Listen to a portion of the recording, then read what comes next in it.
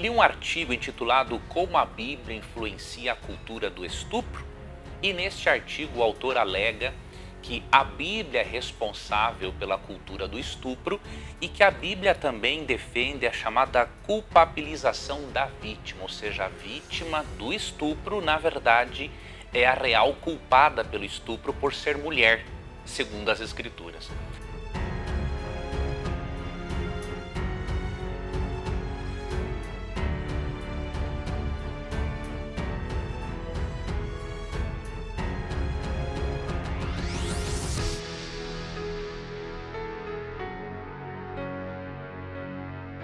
Eu fiz uma análise desse artigo e posso lhe garantir que esse artigo revela, por exemplo, o analfabetismo funcional do seu autor.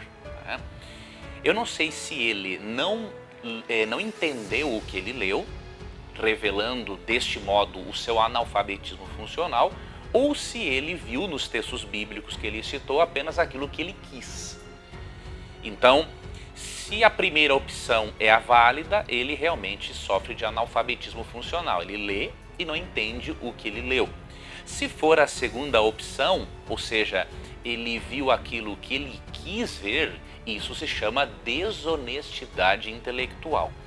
Então vamos esperar, quem sabe, uma reação do autor deste artigo para sabermos se ele não tinha conhecimento, se ele foi um analfabeto funcional ou se ele foi desonesto intelectualmente.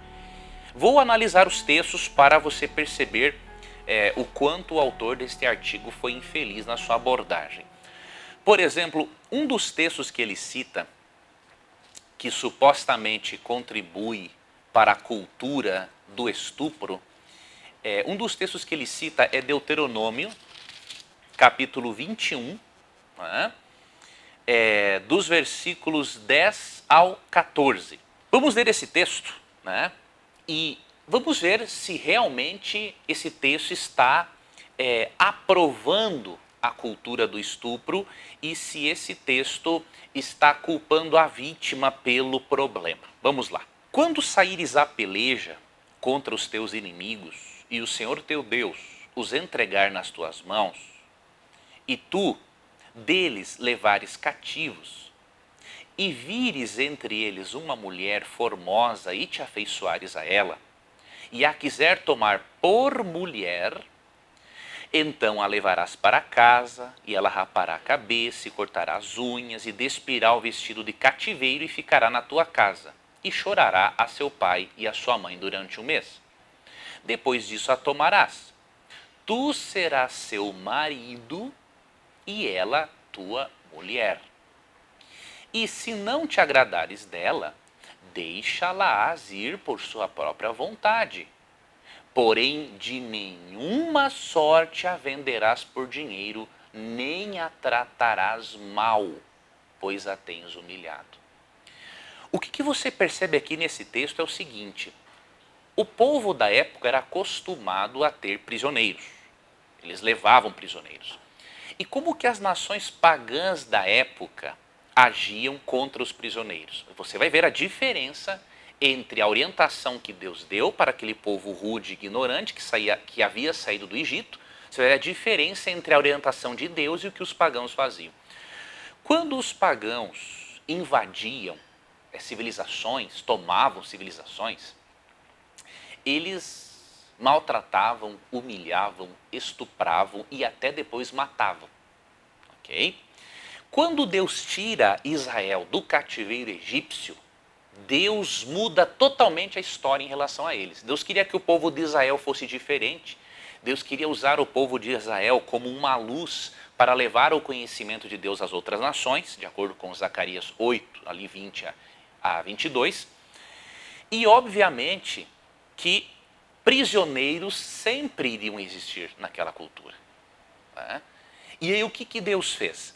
O que Deus fez foi ensinar a eles a importância de eles tratarem as mulheres prisioneiras com respeito. Caso eles se afeiçoassem a uma dessas mulheres, eles não deveriam estuprar, matar e fazer o que bem quisesse.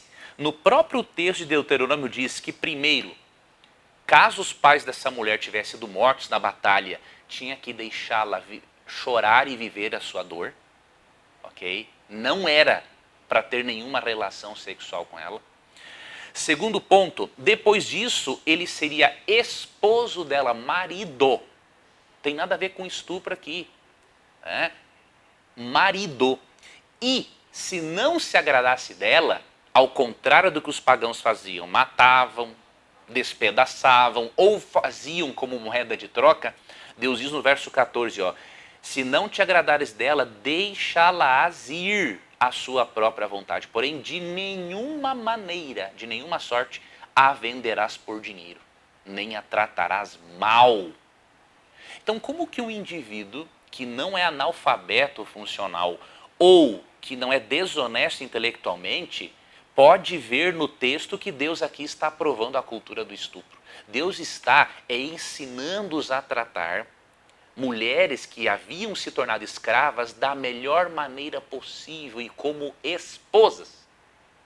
O texto é tão claro que eu não consigo chegar a uma conclusão. O autor do referido artigo, como a Bíblia influencia a cultura do estupro, ou ele é analfabeto funcional mesmo, ou ele viu no texto apenas o que ele quis. Outro detalhe, ele diz no artigo o seguinte também, ó, em vários dos livros, tanto do Novo quanto do Velho Testamento, as mulheres são prometidas e oferecidas como moeda de troca. Eu queria saber de onde que ele tirou isso, né? Em quais livros? Quais livros do Antigo e do Novo Testamento a mulher é moeda de troca? Eu acabei de ler um texto aqui, mencionado inclusive por ele, né? Um dos textos que ele menciona aqui, que Deus proibia que uma mulher estrangeira que viesse a se tornar escrava e que viesse a se tornar esposa de um israelita, Deus proibia que ela fosse vendida. Então eu quero que ele me aponte quais livros do Novo Testamento e do Velho, não é, em que as mulheres são prometidas como moeda de troca. Eu gostaria que ele apontasse isso e que o leitor dele, que realmente está preocupado com a verdade, cobrasse dele isso. Tá bom? Outro detalhe, veja como que a Bíblia considera a mulher. Tem muitos textos, mas eu vou ler apenas alguns. Você tem que entender também uma coisa, você que está me acompanhando aqui, a Bíblia tem uma posição sobre a mulher e as culturas antigas tinham outra posição.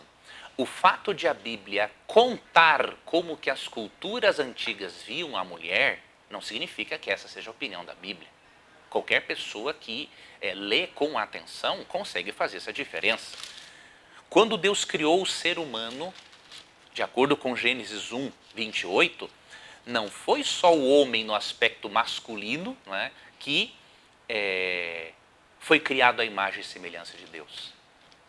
Então dizer que a Bíblia desvaloriza a mulher, isso é uma vergonha de gente que não sabe o que está dizendo, não é? E que não é honesta com o texto bíblico.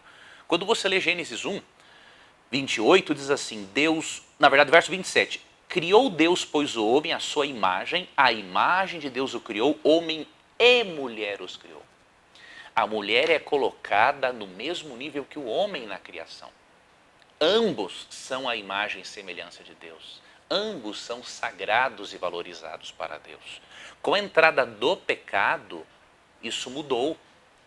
O homem passou a assumir na Bíblia uma função diferente da mulher, mas as culturas e até mesmo algumas religiões que não estudaram devidamente o texto bíblico acabaram interpretando a diferença funcional entre homem e mulher como uma diferença essencial, na essência.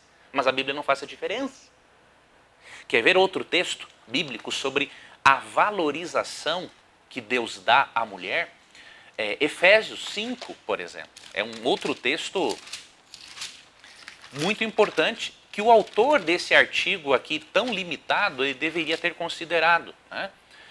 Efésios capítulo 5, vamos ler aqui o versículo 25, diz assim, maridos, amai vossa mulher como também Cristo amou a igreja e a si mesmo se entregou por ela.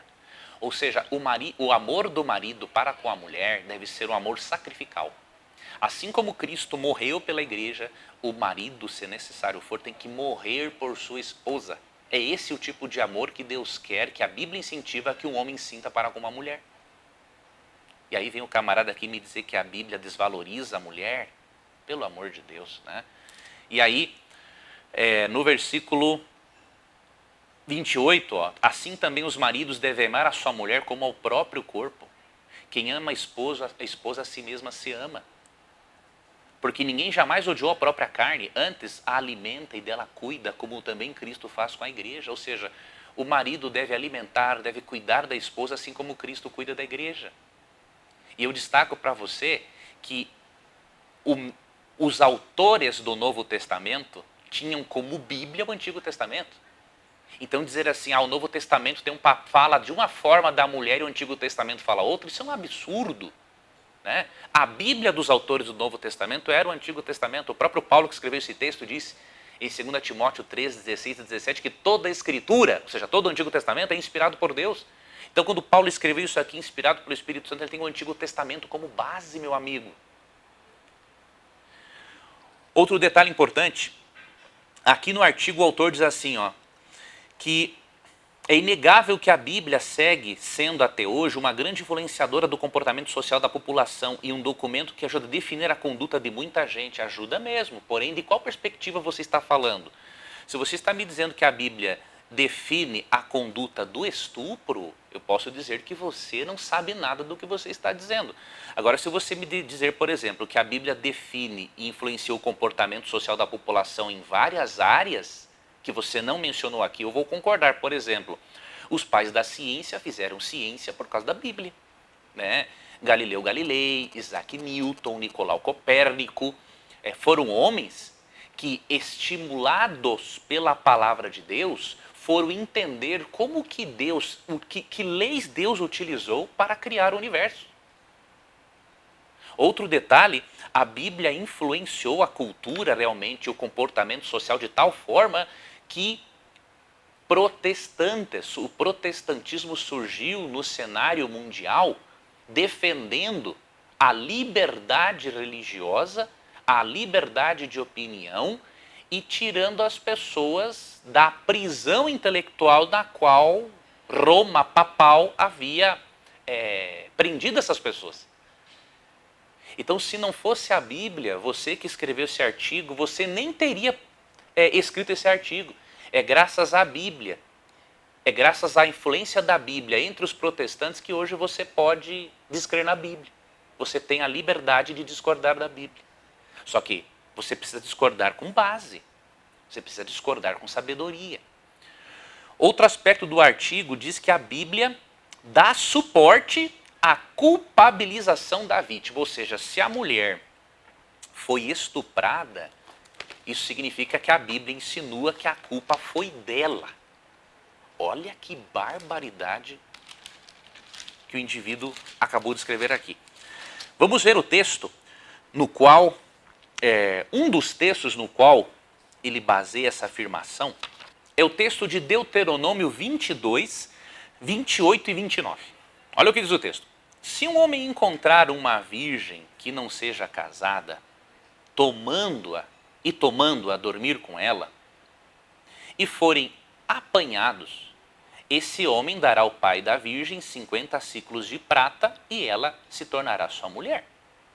Como a deflorou, não poderá repudiá-la. Agora veja que interessante, aqui o indivíduo, ele leu o que ele quis e não quis comentar o que estava visível no texto e que poderia refutar a tese dele. O que acontece? Aqui não é uma influência, não é uma motivação ao estupro, é pelo contrário, é uma motivação para o cara não estuprar. Se essa mulher fosse encontrada e ele ficasse com ela, ele seria obrigado a casar com ela. E além disso, antes ele tinha que pagar. Então, numa cultura em que eles eram brutos, o que Deus fez para refrear isso? Bom, se você encontrar uma mulher e você acabar forçando-a e ela não for casada, porque se fosse casada ele ia ser morto, ok? Ele ia ser apedrejado. Mas no caso de uma mulher não casada, o que Deus faria? Ele tinha que pagar ao marido, ao pai da moça, e se tornar esposo dela. Ele era obrigado a cuidar dessa mulher ao longo de toda a vida. Então Deus não está aqui incentivando o estupro, ele está não incentivando. Porque o cara, se ele ficasse com uma mulher com a qual ele quisesse só uma aventura, ele ia ter que ser obrigado a casar com ela e a sustentar ela a vida toda. Então isso aqui não era um incentivo ao estupro, era uma proteção contra a mulher. Como é que o camarada lê o texto e não consegue ver isso? E no verso 25 diz assim, ó, porém se algum homem no campo achar a moça desposada e a forçar e se deitar com ela, então morrerá só o homem que se deitou com ela. Por quê? Se ela fosse casada e ele tivesse forçado-a, não era culpa dela. Você está percebendo? Ele diz aqui no documento culpabilização da vítima. Não tem nada de culpabilização da vítima. A mulher era preservada em vida. O estuprador sim era morto. Tá? Agora, e aí olha o verso 26. Ó, a moça não farás nada. Ela não tem culpa de morte. Porque como o homem que se levanta contra o seu próximo, ele tira a vida, assim também é este caso. Veja, Deus valoriza tanto a mulher que ele compara o estupro a um homicídio. Tá? E aí você vê, aqui nos versículos anteriores, no verso 22, não é? Quando fala para apedrejar homem e mulher, é quando ambos estivessem adulterando e fossem pegos no flagrante. Okay? Então você não percebe aqui uma culpabilização da vítima. Pelo contrário, você percebe uma proteção para a mulher. E você vê esse princípio também em Deuteronômio. Esse é um outro texto que o autor do artigo deveria ter considerado. Deuteronômio 24:16 proíbe que uma vítima seja culpada. Diz assim, os pais não serão mortos em lugar dos filhos, nem os filhos em lugar dos pais. Cada qual será morto pelo seu pecado. Então cada um pagava pelo seu erro. Quando a mulher, no texto, em outro texto bíblico também, quando diz que a mulher deveria gritar para pedir ajuda, se ela não gritasse, isso estava indicando o quê? Que ela estava caindo no adultério com o camarada e ela queria realmente trair o seu esposo. Então é neste contexto, né, que a mulher é orientada a gritar, a buscar ajuda. Se ela não o fizesse de forma alguma, significa que ela estava partilhando do erro. Caso não, como nós lemos aqui em Deuteronômio, a mulher era tida como inocente e o homem era condenado. Outro texto que nos mostra que Deus abomina que um inocente seja culpado é aqui Provérbios 17:15. Olha, textos que o autor do artigo não considera, não é? O que justifica o perverso e o que condena o justo, abomináveis são para o Senhor, tanto um como o outro. Você vê? Biblicamente, aquele que justifica o perverso e aquele que condena o justo são abomináveis para Deus. E para finalizar, vou fazer um breve comentário aqui do que o artigo disse sobre a história de Davi, né? Aqui, comentando a história de Davi, o artigo disse o seguinte, que Davi manda trazer a ele Betseba, ele falou Betsabé, Betseba, e uma mulher bonita, né, que ele a viu tomando banho, e ele diz assim que o texto diz que ele a estupra. Ele tem uma imaginação fértil, né, esse autor do artigo aqui. O que acontece? Davi trouxe a esposa do outro e realmente ele teve relações sexuais com ela, mas depois ela veio a se tornar esposa dele. E ela não foi estuprada porque ela foi conduzida até o palácio e se ela chegasse até lá e não o quisesse, ele não poderia forçá-la, porque Davi poderia perfeitamente estar incorrendo na condenação de Deuteronômio.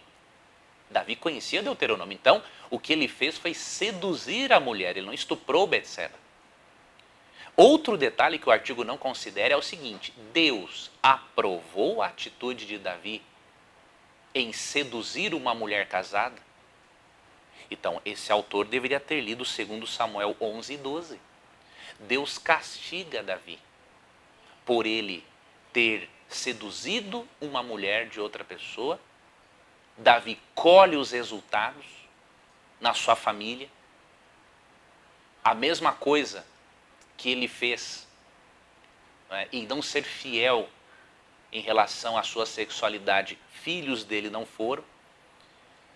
E é o que a Bíblia faz? Ela conta depois a história do estupro, né, de Tamar por parte de um meio-irmão, e a Bíblia de forma alguma apoia isso. A Bíblia só registra o fato para nós sabermos a desgraça que foi a vida de Davi e sua família por ele ter pecado contra Deus e ter colhido as consequências. Eu vou ler um último texto bíblico. E eu gostaria que você, amigo internauta, você que é uma pessoa que quer realmente manter o contato com a verdade dos fatos acerca da Bíblia, tenha esse texto aqui em consideração quando você ler certas histórias da Bíblia. A Bíblia não aprova tudo aquilo que ela registra. Ela registra com um propósito de instrução e de salvação. Repito, a Bíblia não aprova tudo o que ela registra. Ela registra com um propósito de instrução e de salvação. E o texto que eu vou repartir com você e que demonstra isso para nós se encontra em 1 Coríntios, capítulo 10, versículo 11. Estas coisas lhes sobrevieram como exemplos e foram escritas para a advertência nossa, de nós outros, sobre quem os fins dos séculos têm chegado. Paulo diz que tudo que foi escrito na Bíblia foi escrito para a nossa advertência, a fim de que nos preparemos para os eventos finais da história da humanidade. Definitivamente, à luz desses fatos, né, o artigo intitulado Como a Bíblia influencia a cultura do estupro é uma aberração, não é, do ponto de vista bíblico, teológico, contextual e histórico. E eu espero que o autor seja humilde para reconhecer isso, para estudar o texto bíblico mais a fundo antes de escrever algo que demonstra extrema falta de conhecimento. E repito, pode ser sinal, indícios de analfabetismo funcional ou de desonestidade intelectual. Levou o autor a ver nos textos bíblicos somente aquilo que ele quis ver.